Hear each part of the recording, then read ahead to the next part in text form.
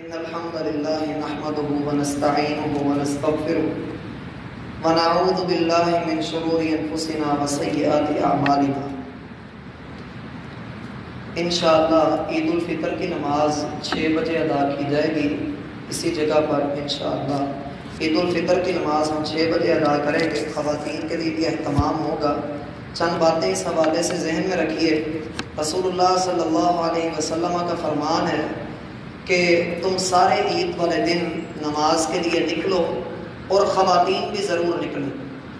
تو عورتوں نے کہا ہے اللہ کے رسول ہم نے کبھی نماز نہیں بھی ادا کرنی ہوتی، تو آپ علیہ السلام نے فرمایا پھر بھی نکلو اور جا کر مسلمانوں کی دعا کے اندر ضرور شرکت کرو۔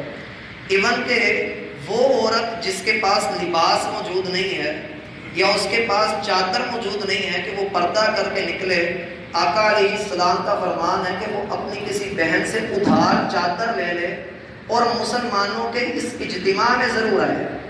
ایک تو یہ چیز ہے، دوسرا ہے فطرانہ۔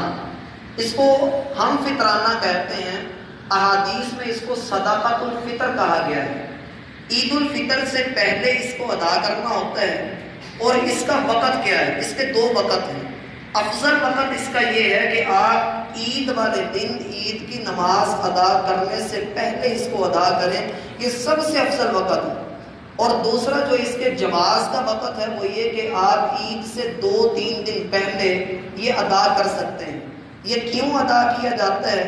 اس لیے کہ بندے کے روزے کے اندر جو کمی کوتاہی ہو گئی ہوتی ہے یہ اس کا کفارہ بن جاتا ہے۔ یہ کس نے ادا کرنا ہے؟ ہر بندے نے ادا کرنا ہے، چھوٹا ہے، بڑا ہے، غلام ہے، آزاد ہے، مرد ہے، عورت ہے، بوڑھا ہے، جوان ہے، کوئی بھی ہے، اس نے ادا کرنا ہے۔ ہاں اس میں وہ لوگ نہیں آئیں گے کہ جو فوت ہو چکے ہیں یا مہمان ہمارے گھر کے اندر کوئی آیا ہے، تو اسلام یہ نہیں کہتا کہ آپ کے اوپر لازم ہے آپ نے اس کا فطرانہ ادا کرنا ہی کرنا ہے۔ یا بعض لوگ یہ بھی مسئلہ پوچھ رہے ہوتے ہیں کہ پریگنینسی میں کیا اس بچے کا بھی دینا ہے فطرانہ؟ تو ایسا کچھ بھی شریعت کے اندر موجود نہیں ہے۔ صرف جو زندہ حضرات موجود ہیں انہوں نے فطرانہ دینا ہے۔ اس کی مقدار کیا ہے؟ اول تو میرا بھائی یہ قطع نظر اس بات کے کہ دوسرے لوگوں کے اس کے بارے میں کیا موقف موجود ہیں، قرآن و سنت کے اندر ایک بھی دلیل ایسی نہیں ملتی کہ آپ علیہ السلام نے فطرانہ پیسوں کی صورت میں ادا کیا۔ کسی بھی جگہ پر ایک بھی صورت ایسی نہیں ملتی، ایک بھی حدیث نہیں ملتی کہ آپ نے فطرانے کے پیسے دیے ہوں۔ صحابہ کرام سے پوچھا گیا کہ اللہ کے رسول فطرانہ کیسے ادا کیا کرتے تھے؟ کہا صاع من التمر، اللہ کے رسول صلی اللہ علیہ وسلم 1 صاع کھجوروں کا ادا کیا کرتے تھے۔ اور پھر شریعت یہ بھی کہتی ہے کہ جو کھانا آپ استعمال کرتے ہیں، مثلا آپ گندم کھاتے ہیں، کھجور کھاتے ہیں، چاول کھاتے ہیں، جو کھاتے ہیں، کشمش کھاتے ہیں، جو بھی آپ استعمال کرتے ہیں، آپ اس میں سے اپنا فطرانہ نکالیں گے۔ اور فطرانہ نکالنا کس طرح ہے؟ 1 صاع، صاد، الف اور عین، اس کی مقدار کتنی ہوتی ہے؟ اللہ کے رسول صلی اللہ علیہ وسلم کے زمانے میں 1 صاع، اسے صاع مدنی بھی کہا جاتا ہے، صاع حجازی بھی کہا جاتا ہے۔ یہ 1 صاع ایک ماپنے کا آلہ ہوتا تھا، جیسے ہمارے ہاں میٹر اور گز ہوتے ہیں، ایسے ہی اللہ کے رسول صلی اللہ علیہ وسلم کے زمانے میں یہ ماپنے کا ایک آلہ تھا۔ اب یہ آلہ اب تو موجود نہیں ہے، لیکن ترکی کے میوزیم کے اندر آج بھی وہ حجازی صاع موجود ہے، وہ پڑا ہوا ہے۔ اس کا ایک عام محتاط اندازے کے مطابق اس کا وزن ہوتا ہے تقریباً 2100 کلو گرام، یعنی 2 کلو 100 گرام۔ اگر آپ اس سے بھی زیادہ تسلی کرنا چاہتے ہیں تو اس کا طریقہ کار یہ ہے، احادیث میں آتا ہے کہ صاع جو ہوتا ہے وہ 4 مد کے برابر ہوتا ہے۔ کتنی مد کے برابر؟ 4 مد کے برابر ہوتا ہے۔ اب مد کیا ہوتا ہے؟ 1 مد یہ ہے، یہ جیسے ہم دعا کے لیے ہاتھ اٹھاتے ہیں، لپ بھرنا، یہ 1 مد ہے۔